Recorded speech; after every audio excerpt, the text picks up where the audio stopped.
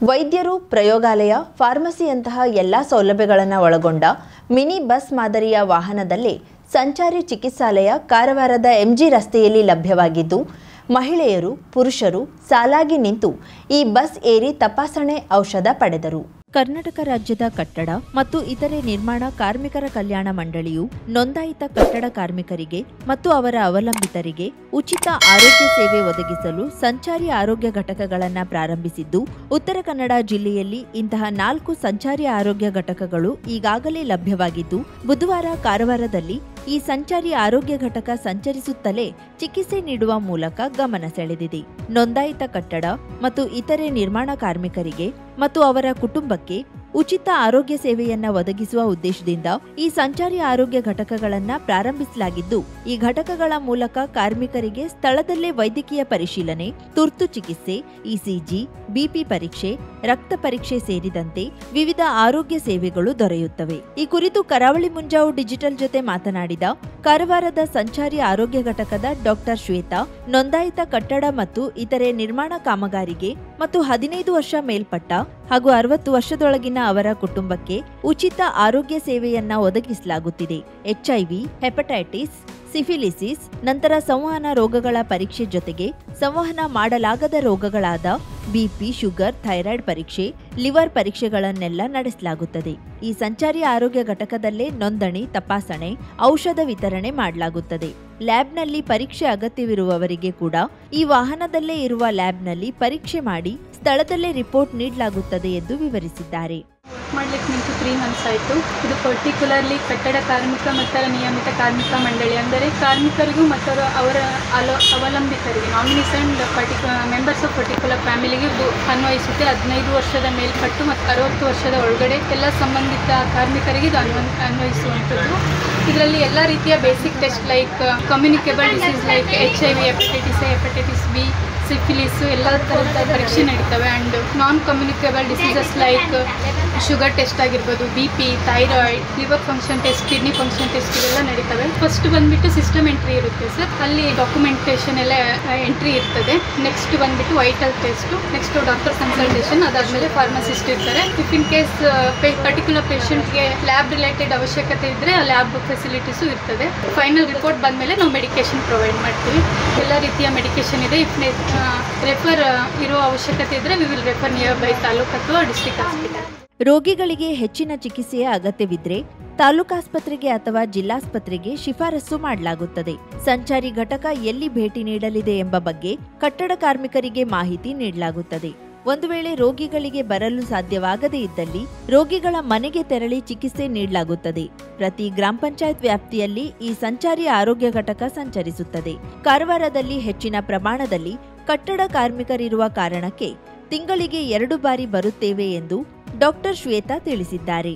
ನಾವು ಕೆಲವೊಮ್ಮೆ ಪೇಷಂಟ್ಗಳಿಗೆ ಬರಲಿಕ್ಕೆ ಸಾಧ್ಯ ಇಲ್ಲ ಅಂದರೆ ನಾವು ಹೋಮ್ ವಿಸಿಟ್ ಕೂಡ ಕೊಡ್ತಾ ಇರ್ತೇವೆ. Liver function test, kidney function test, thyroid, diabetes, urine test ಇದೆ, HB, CBC ರಿಪೋರ್ಟ್ ಇನ್ಸ್ಟೆಂಟ್ ಆಗಿ ಪರ್ಟಿಕ್ಯುಲರ್ ಕಾರ್ಮಿಕರಿಗೆ ಮಾತ್ರ. ನಾವು ಒಂದು ಲೊಕೇಶನ್ಗೆ ಒಂದು ಪಂಚಾಯತ್ ವೈಸ್ ಹೋಗ್ತೀವಿ.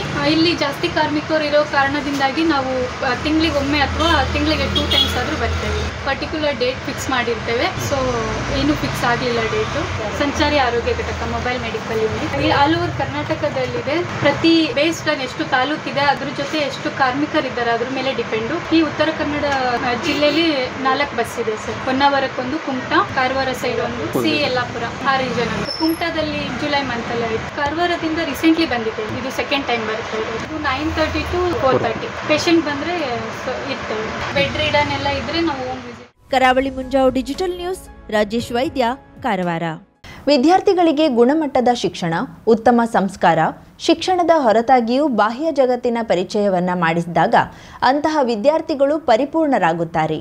ಕೆಪಿಎಸ್ ಅಗಸೂರು ಶಾಲೆಯಲ್ಲಿರುವ ಶಿಕ್ಷಕರ ಕರ್ತವ್ಯ ಪ್ರಜ್ಞೆಯ ಮೂಲಕ ಈ ಶಾಲೆ ರಾಜ್ಯಕ್ಕೆ ಮಾದರಿಯಾಗುತ್ತಿದೆ ಎಂದು ತಾಲೂಕಾ ಯುವ ಒಕ್ಕೂಟದ ಅಧ್ಯಕ್ಷ ಗೋಪು ನಾಯಕ್ ಅಡ್ಲೂರು ಹೇಳಿದರು.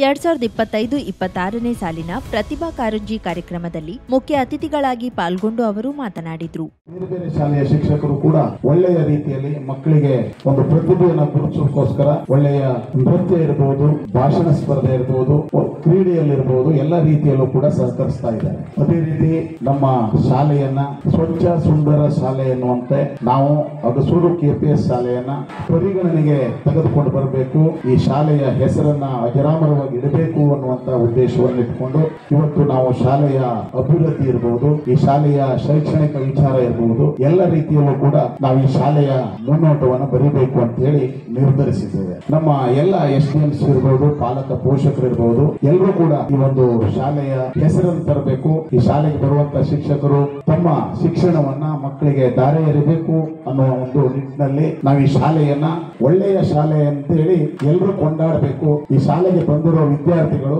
ಎಲ್ಲರೂ ಶಿಕ್ಷಣದ ಜೊತೆಗೆ ಪಠ್ಯ ಪುಸ್ತಕೇತರ ಚಟುವಟಿಕೆಗಳಲ್ಲೂ ಕೂಡ ಕ್ರೀಡೆಯಲ್ಲೂ ಕೂಡ ಮುಂದುವರಬೇಕು ಅನ್ನುವಂತ ಕಾರ್ಯಕ್ರಮದ ಅಧ್ಯಕ್ಷತೆ ವಹಿಸಿದ SDMC ಅಧ್ಯಕ್ಷ ದೇವಾನಂದ್ ನಾಯಕ್ ಮಾತನಾಡಿ, ಶಾಲೆಯ ಅಭಿವೃದ್ಧಿಗಾಗಿ ಎಲ್ಲರೂ ಜೊತೆಯಾಗಿ ಕಾರ್ಯಕ್ರಮವನ್ನ ಹಮ್ಮಿಕೊಳ್ಳೋಣ ಎಂದರು.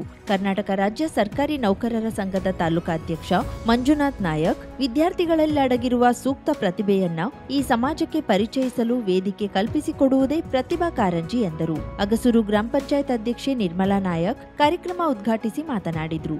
KPS ಅಗಸೂರಿನ ಪ್ರಾಚಾರ್ಯ ಸತೀಶ್ ನಾಯಕ್, ಪ್ರಾಥಮಿಕ ವಿಭಾಗದ ಮುಖ್ಯ ಶಿಕ್ಷಕಿ ರಮಾ ನಾಯಕ್, CRP ರವಿ ನಾಯಕ್, ಪ್ರೌಢಶಾಲಾ ಮುಖ್ಯಾಧ್ಯಾಪಕ ವಿದ್ಯಾಧರ್ ನಾಯಕ್ ಮಾತನಾಡಿದ್ರು. ವಿದ್ಯಾರ್ಥಿಗಳಿಗೆ ಛದ್ಮವೇಷ, ಆಶುಭಾಷಣ, ಮಿಮಿಕ್ರಿ, ಚಿತ್ರಕಲೆ, ಕ್ಲೇ ಮಾಡೆಲಿಂಗ್ ಸೇರಿದಂತೆ ವಿವಿಧ ಸ್ಪರ್ಧೆಗಳನ್ನು ಏರ್ಪಡಿಸಿ ಬಹುಮಾನ ವಿತರಿಸಲಾಯಿತು.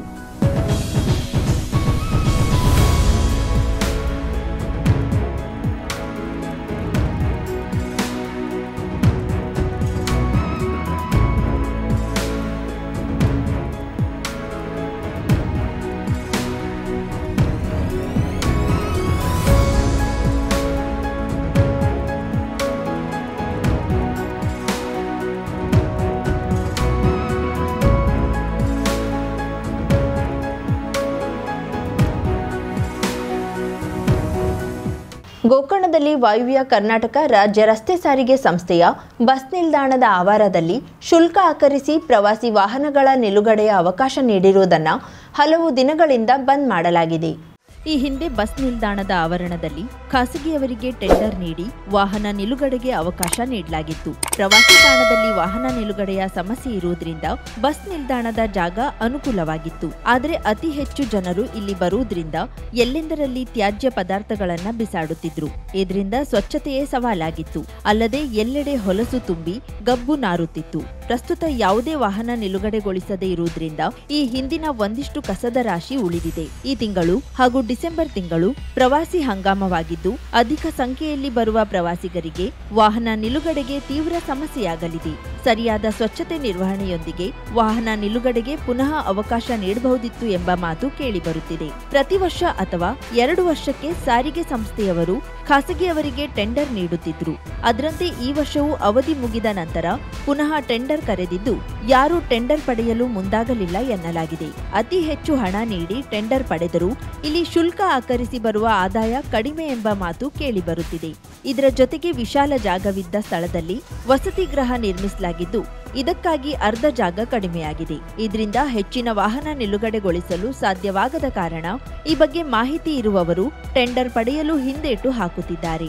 ಸರಣಿ ರಜೆ ಹಾಗೂ ಡಿಸೆಂಬರ್ ತಿಂಗಳ ಕೊನೆಯಲ್ಲಿ ಹೆಚ್ಚಿನ ಸಂಖ್ಯೆಯಲ್ಲಿ ಪ್ರವಾಸಿಗರು ಬರುವಾಗ ಪಾರ್ಕಿಂಗ್ ಸಮಸ್ಯೆಯನ್ನ ಅರ್ಧದಷ್ಟು ಈ ಬಸ್ ನಿಲ್ದಾಣದ ಆವಾರ ಬಗೆಹರಿಸುತ್ತಿತ್ತು. ಆದರೆ ಈ ಅವಧಿಯಲ್ಲಿ ವಾಹನ ನಿಲುಗಡೆಗೆ ಈ ಸ್ಥಳದಲ್ಲಿ ಅವಕಾಶ ದೊರೆಯದಿದ್ರೆ ಬಹುದೊಡ್ಡ ಸಮಸ್ಯೆ ಎದುರಾಗಲಿದೆ ಎಂದು ಹೇಳಲಾಗಿದೆ. ಕರಾವಳಿ ಮುಂಜಾವು ಡಿಜಿಟಲ್ ನ್ಯೂಸ್, ವಿನಾಯಕ್ ಶಾಸ್ತ್ರಿ, ಗೋಕರ್ಣ. ಕರ್ನಾಟಕ ರಾಜ್ಯ ಮಾಲಿನ್ಯ ನಿಯಂತ್ರಣ ಮಂಡಳಿಯಲ್ಲಿ 1 ಕೋಟಿ ದತ್ತಿ ನಿಧಿಯನ್ನು ಸ್ಥಾಪಿಸಿ ಠೇವಣಿ ಇರುವ ಹಣದ ಬಡ್ಡಿಯಲ್ಲಿ ಪ್ರತಿ ವರ್ಷವೂ ಕಾರ್ಯಕ್ರಮವನ್ನು ಆಯೋಜಿಸಲಾಗುವುದು ಹಾಗೂ ಕನಿಷ್ಠ 5 ಪರಿಸರವಾದಿಗಳಿಗೆ ತಿಮ್ಮಕ್ಕನವರ ಹೆಸರಿನಲ್ಲಿ ಪ್ರಶಸ್ತಿಯನ್ನು ಪ್ರತಿ ವರ್ಷ ಕೊಡಲಾಗುವುದು ಎಂದು ಮುಖ್ಯಮಂತ್ರಿ ಸಿದ್ದರಾಮಯ್ಯ ತಿಳಿಸಿದರು. ಬುಧವಾರ ಕರ್ನಾಟಕ ಮಾಲಿನ್ಯ ನಿಯಂತ್ರಣ ಮಂಡಳಿಯವರ ವತಿಯಿಂದ ಆಯೋಜಿಸಲಾಗಿದ್ದ ಸುವರ್ಣ ಮಹೋತ್ಸವ 2025 ಕರ್ನಾಟಕ ರಾಜ್ಯ ಮಾಲಿನ್ಯ ನಿಯಂತ್ರಣ ಮಂಡಳಿಯ 50 ವರ್ಷಗಳ ಸುವರ್ಣ ಮಹೋತ್ಸವವನ್ನ ಉದ್ಘಾಟಿಸಿ ಮಾತನಾಡಿದ್ರು. ಪರಿಸರ ಸಂರಕ್ಷಣೆಯ ಜವಾಬ್ದಾರಿ ಕೇವಲ ಸರ್ಕಾರದ ಮೇಲಿಲ್ಲ.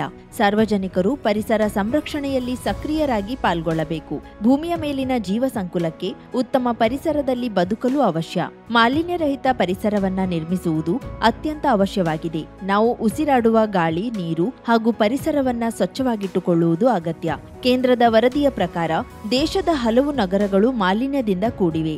ಈ ಪಟ್ಟಿಯಲ್ಲಿ ಬೆಂಗಳೂರು, ದಾವಣಗೆರೆ, ಕಲಬುರಗಿ ನಗರವೂ ಸೇರಿರುವುದು ಆತಂಕಕಾರಿಯಾದ ವಿಷಯ. ನಮ್ಮ ರಾಜ್ಯವನ್ನ ವಾಸಯೋಗ್ಯವಾಗಿಸಲು ಜನರೆಲ್ಲರೂ ಪರಿಸರದ ಬಗ್ಗೆ ಕಾಳಜಿಯನ್ನ ಬೆಳೆಸಿಕೊಳ್ಬೇಕು ಎಂದರು. ಬೆಂಗಳೂರು ನಗರ ಒಂದರಲ್ಲೇ 900 ಟನ್ ಪ್ಲಾಸ್ಟಿಕ್ ಉತ್ಪಾದನೆಯಾಗುತ್ತದೆ. ಇದನ್ನ ಜನ ಅರ್ಥ ಮಾಡಿಕೊಳ್ಳದೆ ಹೋದ್ರೆ ಪ್ಲಾಸ್ಟಿಕ್ ಮುಕ್ತ ನಗರವಾಗಲು ಸಾಧ್ಯವಿಲ್ಲ. ಪರಿಸರದ ಬಗ್ಗೆ ಜನರಲ್ಲಿ ಜಾಗೃತಿ ಮೂಡಿ ಸರ್ಕಾರದ ಜೊತೆ ಕೈಜೋಡಿಸಿದಾಗ ಮಾತ್ರ 2030ರ ಹೊತ್ತಿಗೆ ಬೆಂಗಳೂರನ್ನ ಪ್ಲಾಸ್ಟಿಕ್ ಮುಕ್ತ ನಗರವಾಗಿಸಲು ಸಾಧ್ಯ ಎಂದರು. ಕೇಂದ್ರದ ವರದಿಯ ಪ್ರಕಾರ 131 ನಗರಗಳು ಮಾಲಿನ್ಯದಿಂದ ಕೂಡಿದ್ದು ನಿಗದಿತ ಮಟ್ಟಕ್ಕಿಂತಲೂ ಹೆಚ್ಚಿದೆ. ಅದರಲ್ಲಿ ಬೆಂಗಳೂರು, ಹುಬ್ಬಳ್ಳಿ, ಧಾರವಾಡ, ದಾವಣಗೆರೆ ಮತ್ತು ಕಲಬುರಗಿ ಜಿಲ್ಲೆಗಳು ಸೇರಿವೆ. ಇದು ಆತಂಕಕಾರಿ ವಿಷಯ. ಬೆಂಗಳೂರಿನಲ್ಲಿ ವಾಸ ಮಾಡಲು ಸಾಧ್ಯವಾಗದಂತಹ ಪರಿಸ್ಥಿತಿ ಮುಂದಿನ ದಿನದಲ್ಲಿ ನಿರ್ಮಾಣವಾಗುವ ಸಾಧ್ಯತೆ ಇದೆ. ಅದಕ್ಕಾಗಿ ಎಲ್ಲರೂ ಪರಿಸರದ ಬಗ್ಗೆ ಪ್ರೀತಿಯನ್ನ ಬೆಳೆಸಿಕೊಳ್ಬೇಕು. ಸಾಲುಮರದ ತಿಮ್ಮಕ್ಕ ಇದಕ್ಕೆ ಶ್ರೇಷ್ಠ ಉದಾಹರಣೆ ಎಂದರು. ಇತ್ತೀಚೆಗೆ ನಿಧನರಾದ ಅವರು ಬಹಳಷ್ಟು ಮರಗಿಡಗಳನ್ನ ತಮ್ಮ ಮಕ್ಕಳಂತೆ ಬೆಳೆಸುವ ಪ್ರವೃತ್ತಿಯನ್ನ ಬೆಳೆಸಿಕೊಂಡಿದ್ರು. ಪ್ರತಿಯೊಬ್ಬರೂ ಸಾಲುಮರದ ತಿಮ್ಮಕ್ಕನವರಂತೆ ಆಗಬೇಕು ಎನ್ನುವ ಆಶಯ ನಮ್ಮದು ಎಂದರು. ನಿರುದ್ಯೋಗದ ಸಮಸ್ಯೆ ಬಗೆಹರಿಸಲು ಕೈಗಾರಿಕೆಗಳು ಅಗತ್ಯ. ಆದರೆ ಪರಿಸರ ಮಾಲಿನ್ಯ ಉಂಟಾಗದಂತೆ ಎಚ್ಚರಿಕೆ ವಹಿಸುವುದು ಅವಶ್ಯ. ವಿದ್ಯಾರ್ಥಿಗಳು ಪರಿಸರ ಸಂರಕ್ಷಣೆಯಲ್ಲಿ ತೊಡಗಿ ಇತರರಿಗೆ ಮಾದರಿಯಾಗಬೇಕು. ತಿಮ್ಮಕ್ಕ ಪರಿಸರವಾದಿಯಾಗಿದ್ರಿಂದ ನಾವು ಅವರನ್ನ ನೆನೆಸುತ್ತಿದ್ದೇವೆ. ವಿದ್ಯಾರ್ಥಿಗಳು ಪ್ರತಿ ವರ್ಷ ಇಂಥ ಸಮಾರಂಭಗಳನ್ನು ಆಯೋಜಿಸಿ ಜಾಗೃತಿ ಉಂಟು ಮಾಡಬೇಕು ಎಂದರು. ಇವತ್ತು ಕರ್ನಾಟಕ ರಾಜ್ಯ ಮಾಲಿನ್ಯ ನಿಯಂತ್ರಣ ಮಂಡಳಿಯ ವತಿಯಿಂದ ಈ ಮಂಡಳಿಯ ಸುವರ್ಣ ಮಹೋತ್ಸವವನ್ನು ಆಚರಣೆ ಮಾಡ್ತಾರೆ. ಮಂಡಳಿ ರಚನೆಯಾಗಿ ಇವತ್ತಿಗೆ 51 ವರ್ಷಗಳು. ನರೇಂದ್ರ ಸ್ವಾಮಿಯವರು ಅಧ್ಯಕ್ಷರಾಗಿ 8 ತಿಂಗಳಾಯಿತು. ಅವರು ಬಹುಶಃ ಕಳೆದ ವರ್ಷನೇ ಅಧ್ಯಕ್ಷರಾಗಿದ್ದರೆ ಈ ಸುವರ್ಣ ಮಹೋತ್ಸವವನ್ನು ಆಚರಣೆ ಮಾಡ್ತಾ ಇದ್ರು ಅಂತ ಅನ್ಸುತ್ತೆ. ಇವತ್ತು ಮಾಜಿ ಪ್ರಧಾನಿ ಶ್ರೀಮತಿ ಇಂದಿರಾ ಗಾಂಧಿಯವರ ಜನ್ಮದಿನ. ಆ ಜನ್ಮದಿನದಂದೇ ನವೆಂಬರ್ 19, 1974 ಈ ಮಾಲಿನ್ಯ ನಿಯಂತ್ರಣ ಮಂಡಳಿ ಕಾಯ್ದೆ ಜಾರಿ. ಅದನ್ನೇ ಇವತ್ತು ಸುವರ್ಣ ಮಹೋತ್ಸವ ಅಂತೇಳಿ ಆಚರಣೆ ಮಾಡ್ತಾ ಇರ್ತಾರೆ. ಇವತ್ತು ಇಡೀ ದೇಶಾದ್ಯಂತ ಶ್ರೀಮತಿ ಇಂದಿರಾ ಗಾಂಧಿಯವರ ಜನ್ಮದಿನವನ್ನು ಆಚರಣೆ ಮಾಡ್ತಾ ಇದ್ದಾರೆ. ಅವರಿಗೆ ಅವರು ಏನೇನು ಪರಿಸರ ಇಲಾಖೆ ಮತ್ತು ಅರಣ್ಯ ಇಲಾಖೆ ಬಗ್ಗೆ ಯಾವ್ಯಾವ ಕಾಯ್ದೆಗಳನ್ನು ತಂದಿದ್ದಾರೆ ಅಂತಕ್ಕಂಥದ್ರ ಬಗ್ಗೆ ನರೇಂದ್ರ ಸ್ವಾಮಿಯವರು ಮತ್ತೆ ನಾನು ಅದನ್ನು ವಿಚಾರ ಮಾಡಬೇಕು. ಈ ಕಾಯ್ದೆನೂ ಕೂಡ ಶ್ರೀಮತಿ ಇಂದಿರಾ ಗಾಂಧಿ ಅವರು ಪ್ರಧಾನಮಂತ್ರಿಯಾಗಿದ್ದಾಗ ತಂದಿದ್ದಾರೆ. ಅದಕ್ಕೋಸ್ಕರ ಇದನ್ನ ಬರೀ ಸುವರ್ಣ ಮಹೋತ್ಸವ ಆಚರಣೆ ಮಾಡೋದಲ್ಲ, ಪ್ರತಿ ವರ್ಷನೂ ಕೂಡ. ಯಾಕಂದರೆ ಜನರಲ್ಲಿ ಜಾಗೃತಿಯನ್ನು, ಬರೀ ಪರಿಸರ ಮಾಲಿನ್ಯವನ್ನು ತೊಡೆದಾಕ್ತಕ್ಕಂಥದ್ದು ಸರ್ಕಾರದ ಜವಾಬ್ದಾರಿ ಒಂದೇ ಅಲ್ಲ, ಸಾರ್ವಜನಿಕರು ಕೂಡ ಇದರಲ್ಲಿ ತೊಡಗಿಸ್ಕೋಬೇಕಾಗ್ತದೆ. ಆಗ ಮಾತ್ರ ಪರಿಸರದ ಮಾಲಿನ್ಯವನ್ನು ತೊಡೆದಾಕಲಿಕ್ಕೆ ಸಾಧ್ಯ.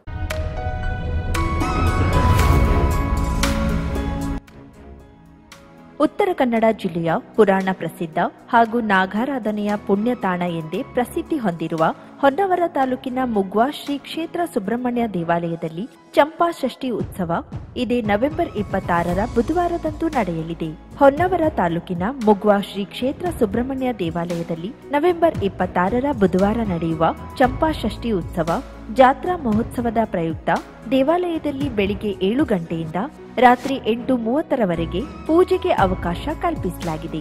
ಸಮೀಪದ ನಾಗಬನದಲ್ಲಿರುವ ನಾಗದೇವರಿಗೆ ಬೆಳಿಗ್ಗೆ 8:30ರಿಂದ 12 ಗಂಟೆಯವರೆಗೆ ಕ್ಷೀರಾಭಿಷೇಕ, ಆರತಿ ಮತ್ತು ಫಲಾಭಿಷೇಕ ಸೇರಿದಂತೆ ವಿವಿಧ ಸೇವೆ ನಡೆಯಲಿದೆ.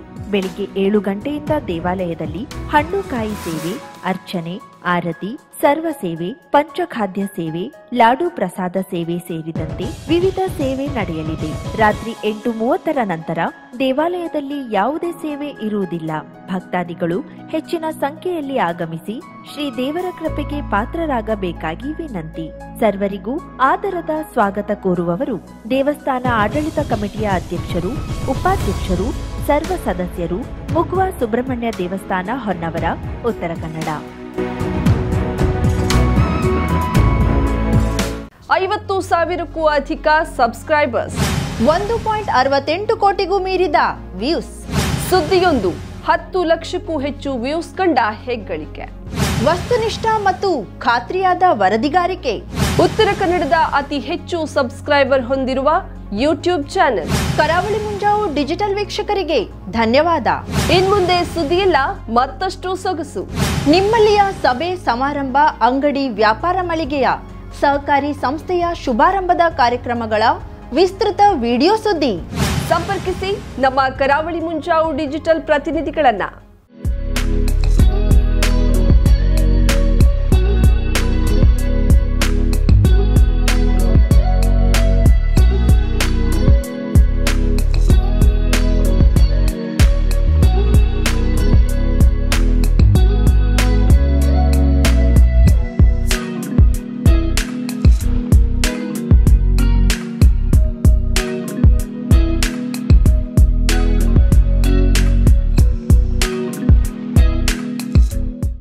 ಸಮಾರಂಭ ನಿಮ್ಮದು, ಸಂಭ್ರಮ ನಮ್ಮದು. ನೋಡ್ತಾ ಇರಿ ಕರಾವಳಿ ಮುಂಜಾವು ಡಿಜಿಟಲ್.